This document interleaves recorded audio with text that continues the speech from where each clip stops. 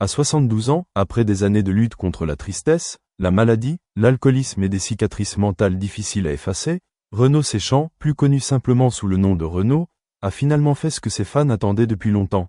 Il a admis qu'il était vraiment heureux dans une nouvelle relation, quelque chose qu'il avait nié ou évité de parler pendant des années.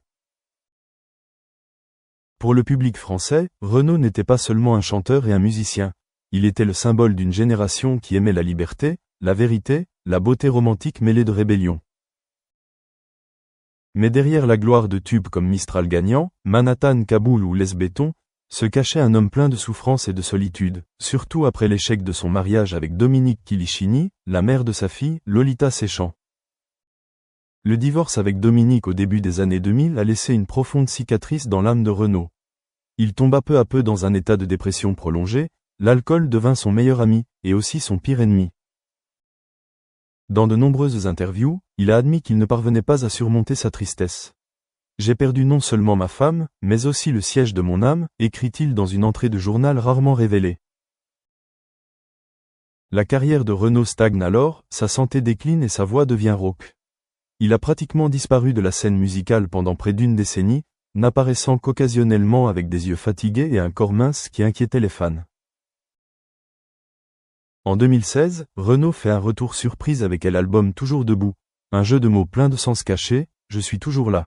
L'album connaît un succès immédiat en France, perçu comme un renouveau miraculeux non seulement artistiquement mais aussi spirituellement.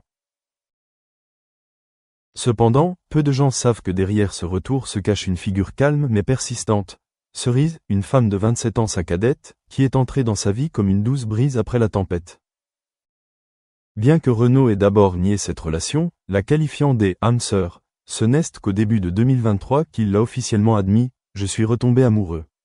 Et ce n'est pas un péché.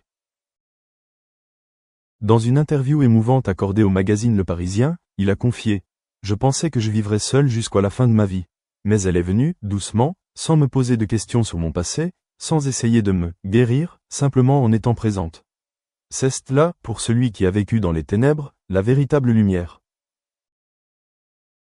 Pas de fanfare, pas de presse, pas de magnifique robe de mariée blanche, mais Renaud a confirmé que lui et Cerise avaient eu une cérémonie de mariage secrète fin 2023 dans une petite ville du sud de la France.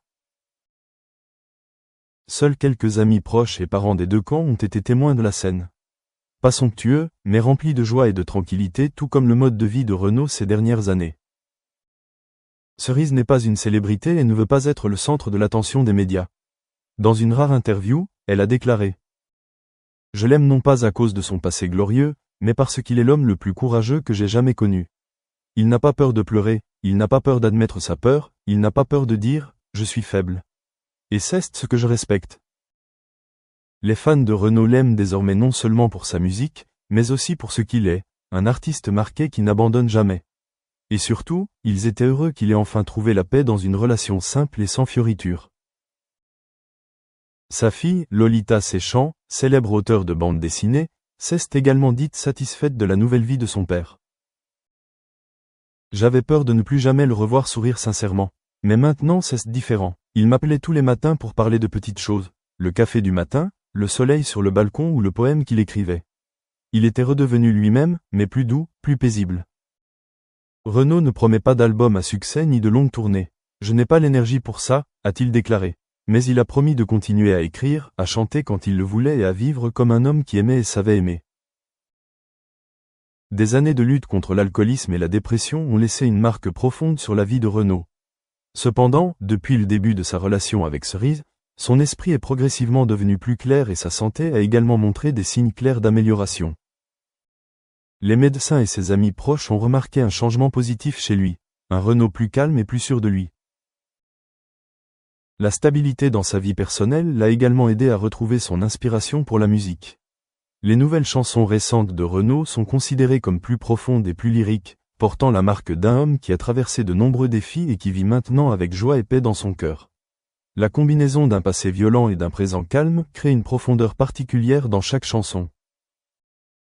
La nouvelle du nouveau mariage de Renaud et de son amour tardif s'est rapidement répandue dans les médias français et a reçu des commentaires positifs de la communauté des fans.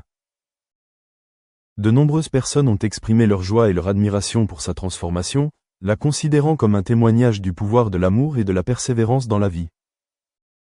La communauté artistique a également félicité Renaud pour avoir osé rendre sa vie amoureuse publique et pour avoir fait passer sa santé mentale en premier, au lieu de vivre dans l'ombre du passé. De nombreux collègues ont déclaré que son histoire les incitait à ne pas abandonner malgré les difficultés dans leur vie personnelle et professionnelle. Renaud n'a désormais plus pour objectif de devenir une grande star comme avant, mais se concentre davantage sur la qualité de vie et les projets artistiques approfondis qui conviennent à son humeur et à sa santé. Il a passé plus de temps avec sa famille, en particulier des moments Такие вещи делать централизованно, просто потому что ни один административный аппарат не в состоянии централизовать принятие таких решений. Ну, просто не хватит компетенций. Ну, это как бы часть решений должно быть отдано профессионалам в своей сфере, которые действительно могут сказать: так, ситуация поменялась, нам нужно поменять учебный план. И в высшей школе экономики есть такая гибридная модель. С одной стороны, на уровне администрации университета еще несколько лет назад было принято решение, что каждый студент в течение года должен изучить как минимум один онлайн-курс, ну или часть онлайн-курса.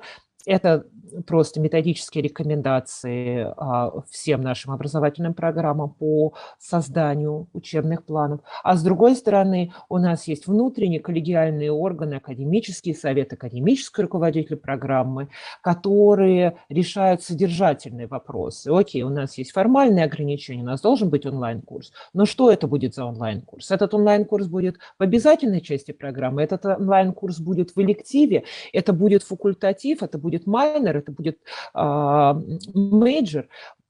Такие вопросы остаются на откуп академическому руководителю, академическому совету программы, поскольку только они могут содержательно ответить на вопрос про те скиллы, про те компетенции, которые необходимы современному выпускнику. И в этом смысле, конечно, действительно Coursera предоставляет очень удобный инструмент для разнообразия, для большего разнообразия учебных планов в университете. У нас чаще всего мы используем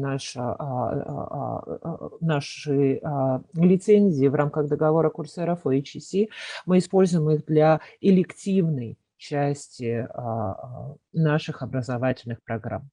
Образовательные программы вышки каждый год переутверждаются где-то с мая по июль. Не всегда они меняются драматически, но такого, что программа несколько лет не изменялась, такого не бывает. И поскольку очевидно встает вопрос ресурсов профессиональных, да, где найти специалистов на каждый предмет, то тут Coursera и подборки Coursera, и те аналитические инструменты, которые предоставляют Coursera, они, конечно, незаменимы, потому что они облегчают выбор, а главное, облегчают механику этого процесса. Как вы подключаете студентов, как вы видите их образовательные результаты, как вы их отключаете. Поскольку в вышке очень много студентов, очень много онлайн-курсов, для нас это был очень ключевой момент, чтобы мы могли